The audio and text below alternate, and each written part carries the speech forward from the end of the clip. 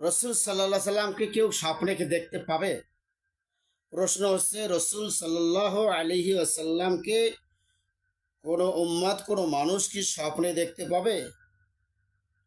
তার দলিল জেনে নিন। হ্যাঁ, দেখতে পাবে। আমরা হাদিসের মাধ্যমে জেনে নেই।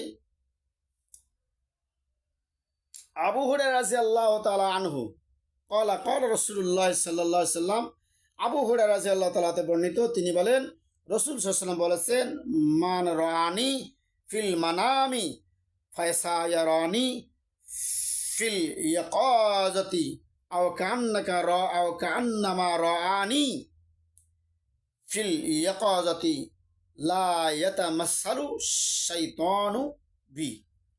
বুখারী মুসলিমের হাদিস। রসুল সাল্লাল্লাহু আলাইহি ওয়াসাল্লাম বলেছেন, যে ব্যক্তি আমাকে স্বপ্নে দর্শন করলো, স্বপ্নে দেখলো, সে আমাকে জাগ্রত অবস্থায় দর্শন করবে, অথবা সে যেন আমাকে জাগ্রত অবস্থায় দেখলো, অর্থাৎ জিন্দা অবস্থায় দেখলো। কেননা শয়তান আমার রূপ ধারণ করতে পারে না।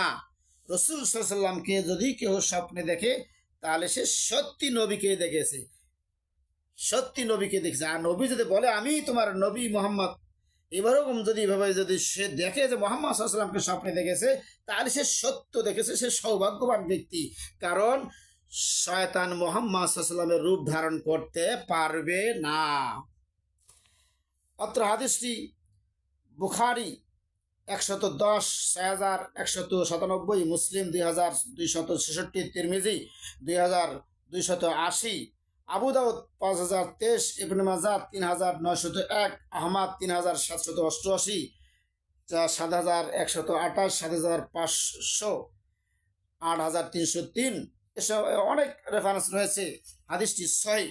রাসূল সাল্লাল্লাহু আলাইহি ওয়াসাল্লামকে স্বপ্নে কেহ দেখতে পাবে, সেই সৌভাগ্যবান ব্যক্তি যে দেখেছে। কারণ রাসূল সাল্লাল্লাহু আলাইহি ওয়াসাল্লামের রূপ শয়তান ধারণ করতে পারে না। তাছাড়া অন্য কাউকে দেখলে শয়তান রূপে আসতে পারে, আপনার সাথে দেখা করতে পারে। আপনার বাবা মাও এমনও হইতে পারে, শয়তান আপনার বাবার রূপ নিয়ে আসতে পারে, অন্য কোনো রূপ নিয়ে আসতে পারে। রাসূল সাল্লাল্লাহু আলাইহি ওয়াসাল্লামের আকৃতি কেউ ধারণ করতে পারবে না, মানে শয়তান ধারণ করতে পারবে না।